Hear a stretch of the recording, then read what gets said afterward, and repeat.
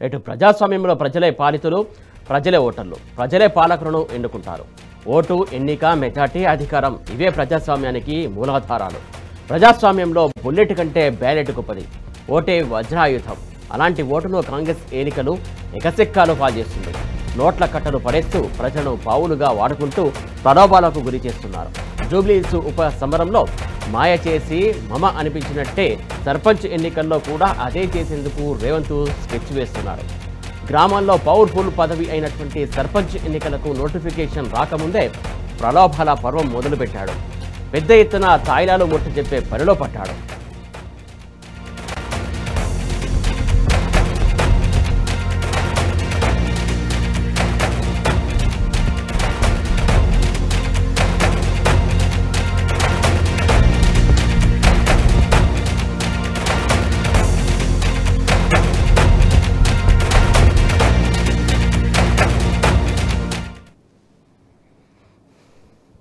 ప్రజలేమి అంగడి సరుకులా?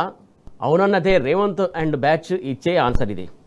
ఓట్లను ఎలా లొంగ తీసుకోవాలి, ఏమిచ్చి ప్రలోభ పెట్టాలి, ఓట్లను సంతలో పశువులను కొన్నట్టుగా ఎలా కొనాలి, కుల మత ప్రాతిపదికన గంపగుత్తగా ఎలా వేయించుకోవాలి. గుంపు మేసే బృందం ఇదే పనిలో పడి ఉంది. ఇప్పుడు పైసలతో ఏమైనా చేయవచ్చన్న దుష్ట రాజకీయ సంస్కృతి వాళ్ళది. మొన్నటికి మొన్న జూబ్లీహిల్స్ ఉప ఎన్నికతో వీళ్ళ నీచ రాజకీయ తెలంగాణ సమాజానికి క్లియర్గా అర్థమైపోయింది.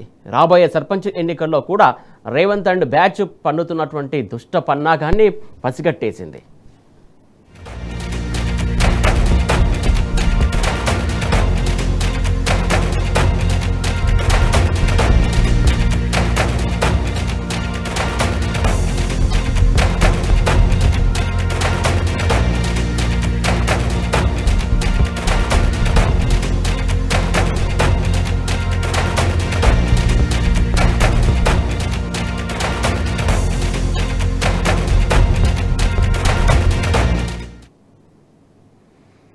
ఒక్క మాటలో తేల్చేయాలంటే దిక్కులేని పరిస్థితిలోనే రేవంత్ సర్కారు పంచాయతీ ఎన్నికలకు సిద్ధమవుతోంది.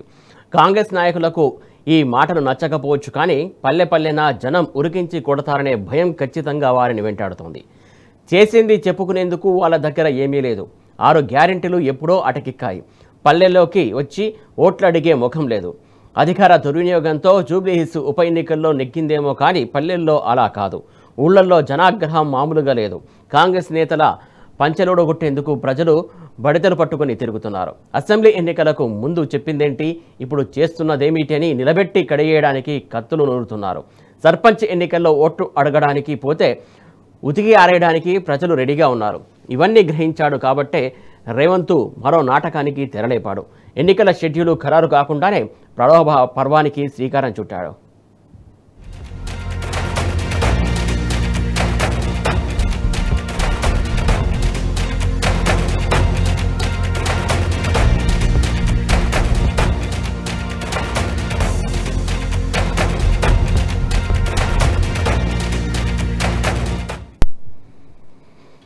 రేవంత్ అధికారంలోకి వచ్చి 2 ఏళ్ళు అవుతోంది. ఈ నెల 24 కాలంలో అన్నదాతల బతుకులతో ఓ ఆట ఆడుకున్నాడు. రైతాంగం ఉసురు పోసుకున్నాడు. ఎరువుల కరువు దగ్గర నుంచి కాళేశ్వరం నీళ్ల దాకా రైతులను ఎంత వేధించాలో అంతా వేధించాడు. అన్నదాతలకు ఇస్తామన్న రైతు బంధు లేదు, రైతు భరోసా లేదు, రుణమాఫీ లేదు. ఇవన్నీ రైతులు మరిచిపోయారా? యాది పెట్టుకున్నారు. ఊళ్ళో ఏమయ్యాయని నిలదీస్తామంటున్నారు. అట్లా ఇట్లా కాదు, తేడాగా మాట్లాడితే తరిమి కొడతారు. కథలెన్నో చెప్పి కాటగాలిపారంటూ కాంగ్రెస్ నేతలతో కయ్యానికి కాలు తువ్వుతారు. ఇస్తామన్న రైతు బంధు గురించి కనీసం కేబినెట్లో చర్చించకుండా ఇప్పుడు ఓట్లు కొనేందుకు వస్తారా అంటూ ఎండగడతారు. అందుకే పల్లె ప్రజలను మచ్చిక చేసుకోవడానికి మరో మోసంతో ప్రజల వెన్ను వేర్చడానికి రేవంత్ మరోసారి రెడీ అయ్యాడు. కేసీఆర్ ప్రారంభించినటువంటి బతుకమ్మ చీరలను మురుగబెట్టి ఇందిరమ్మ చీరల పేరుతో పంచుతున్నాడు. 2 ఏళ్లలో తెలంగాణ సమాజానికి ఈ తండుపాల్యం బ్యాచ్ చేసిందేమిటి? అంతా ఢొల్లా, ఉద్దెర మాటలు, కాకమ్మ కథలు చెబుతూ కాలయాపనలు. ఇవన్నీ అబద్ధాలా? నిజం కాదా? పల్లెలను సమస్యల సుడిగుండాల్లోకి నెట్టిన పాపం ఈ ఫాఫిస్టు సర్కారుది కాదా? కేసీఆర్ పాలన నాటి గ్రామ స్వరాజ్యాన్ని గంగలో కలిపింది ఈ గుంపు మేస్త్రి కాదా? డిసెంబర్ 2025 15వ తారీఖు లోపల స్థానిక సంస్థల ఎన్నికలను నిర్వహించాలి. ఇప్పటికే గ్రామ పంచాయతీలు వివిధ కారణాల వల్ల సరైన పాలన లేకపోవడం వల్ల అస్తవ్యస్తంగా తయారైంది. ఇంకేమాత్రం ఆలస్యం చేసినా గ్రామ పంచాయతీలన్నీ కూడా మరీ అధ్వానంగా తయారయ్యే అవకాశం ఉంది. పల్లెలే దేశానికి పట్టుగొమ్మలు అన్నాడు బాపూజీ. దేశ సౌభాగ్యం గ్రామ స్వరాజ్యంతోనే సాధ్యమని ఆనాడే చెప్పారు.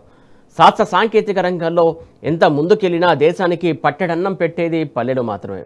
పల్లె బాగుంటేనే దేశం బాగుంటుంది. 2014లో స్వరాజ్య ఆవిర్భావం తర్వాత పల్లె వేదనకు కేసీఆర్ చరమగీతం పాడారు.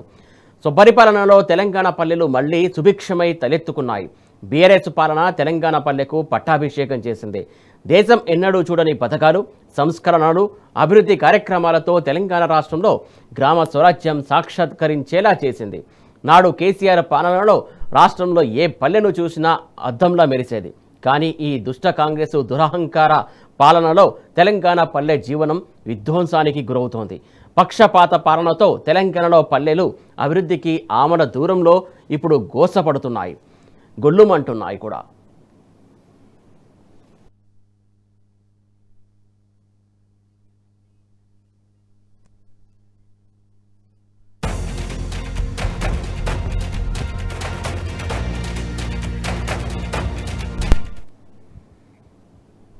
రెండేళ్ల రేవంత్ విధ్వంస పాలనలో ఏ పల్లెల్లో చూసినా గుంతల రోడ్లే, ఆ రోడ్డు నిండా మురికి కంటలే, ఇంటి పక్కన చెత్తా చెదరం, వాడ నిండా పెంట కుప్పలు, ఇంటికి నీళ్లు రావు, వచ్చిన గబ్బు వాసన. నాడు సమైక్య పాలన నాటి దుర్భర పరిస్థితులు ఇప్పుడు పల్లెల్లో కనిపిస్తున్నాయి. పల్లె ప్రగతితో గ్రామానికో పల్లె ప్రకృతి వనం తెచ్చిన కేసీఆర్కి మిషన్ భగీరథ నీళ్లు అందించి నిజం కాదా? తండారాన్ని గ్రామ పంచాయతీలుగా మార్చింది వాస్తవం కాదా? ఊరికో ట్రాక్టరు తిరగలేదా? ఊరూరా వైకుంఠ ధామాలు వెలియలేదా? అవార్డులతో గ్రామాలు సింగారించుకోలేదా? మరి 10 ఏళ్లు ప్రగతి వైభవం చూసినటువంటి పల్లెల్లో నేడు ఎందుకు ఈ దౌర్భాగ్యం దాపురించింది? పారిశుద్ధ్యం ఎందుకు పడకేసింది? వ్యాధులు ఎందుకు ప్రబలుతున్నాయి? ప్రజల ప్రాణాలు పోతున్నా ఈ కాంగ్రెస్ పాలకులు పల్లెలను పట్టించుకుంటున్నారా? కేసీఆర్ ఇచ్చినటువంటి ఊరికొక ట్రాక్టర్ నడపలేని దుస్థితి కారకులు ఈ పాపిస్టు పాలకులు కాదా? గ్రామాల్లో అసలు అభివృద్ధి జాడేది? పల్లె ప్రజల సమస్యలు వినే నాదుడు ఎవరు? కాంగ్రెస్ ప్రభుత్వం ఏర్పడి 2 సంవత్సరాలు కావస్తున్నా కూడా గ్రామాలలో సర్పంచులు లేక గ్రామాలు అనేది నానా అవస్థలు పడుతున్నాయి. గ్రామాల అభివృద్ధి అనేది ఎక్కడి గొంగడు అక్కడనే వేసినట్టుగా కనబడుతుంది. తెల్లారులే చూస్తే ఇక సీసీ డ్రైనేజ్ ఎక్కడి చెత్త అక్కడే, ఎక్కడి మురికి అక్కనే, ఎక్కడి అవస్థలు అక్కనే కనబడుతున్నాయి. నాడు కేసీఆర్ గారు ఉన్నప్పుడు ప్రతి ఇంటింటికి మంచినీరు వచ్చేది. దాంతో పాటుగా ప్రతి గ్రామానికి ట్రాక్టర్తో పాటు డంపింగ్ యార్డులు, పల్లె ప్రకృతి వనాలు ఎన్నో కార్యక్రమాలు చేసినప్పుడు కనీసం ఈ రాష్ట్ర ప్రభుత్వం ఏర్పడి నిమ్మకు నీరెత్తినట్టుగా వ్యవహరిస్తుంది.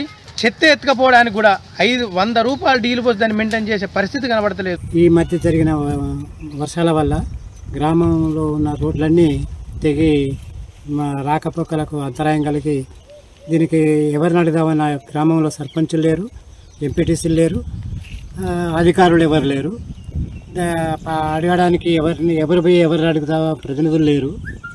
దానివల్ల ఇక రాకపోకలకు, వ్యవసాయ భూములకు పోవడానికి, పాలకుర్తి పోవడానికి, ఈ ఎక్కడికి పోవాలన్నా కూడా తెగిపోయిన రోడ్ల మీద ప్రయాణం చాలా ఇబ్బందికరంగా ఉన్నది. అది వరకు టీఆర్ఎస్ ప్రభుత్వం ఉన్నప్పుడు సర్పంచ్ ఉన్నప్పుడు చెత్త చెదారము సైడ్ కాలువలో మా మంచినీళ్ళ బాయిలో ఇంత ఫోటర్ జల్లుడో అదో ఇదో చేసేది. ఇప్పుడు ఆయన కూడా లేదు. వీధి లైట్ లేదు, చెత్త బండి లేదు, ఏమి లేదు. ఇక బాయిల నీళ్ళతోటే మేము కొంచెం మోటార్ పెట్టుకొని వాడుకుంటున్నాం. అది ఏడి చేసుకొని తాగుతున్నాం.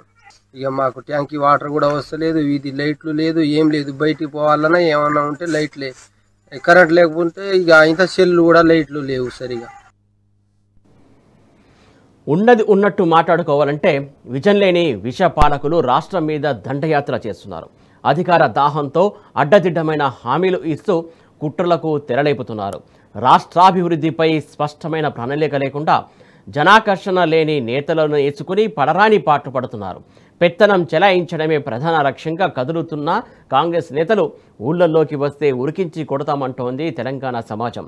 అలవి కాని హామీలతో తెలంగాణ జనాన్ని ఆగం చేసేందుకు మరోసారి బయలుదేరుతున్న పాపిస్టు చతుష్టయానికి తగిన గుణపాఠం చెబుతామంటోంది. ఇంకా దుర్మార్గం ఏంటంటే బిల్లులు రాక సర్పంచులు, కార్యదర్శులు పీకల్లోతు అప్పుల్లో కూరుకుపోయారు. మాజీ సర్పంచులు కొందరు బలవన్ మరణానికి పాల్పడుతున్నారు. మరి ఆత్మహత్యకు పాల్పడిన ఆ మాజీ సర్పంచుల కుటుంబాలకు ఇప్పుడు భరోసా ఇచ్చేది ఎవరు? అందుకే సర్పంచుల సంఘం జేఏసీ పోరుబాట పట్టింది. డిసెంబర్ 1 నుంచి పంచాయతీ ఆఫీసుల ముందట ధర్నాలకు పిలుపునిచ్చిందంటే ఇంతకంటే ఘోరం ఇంకేం కావాలి?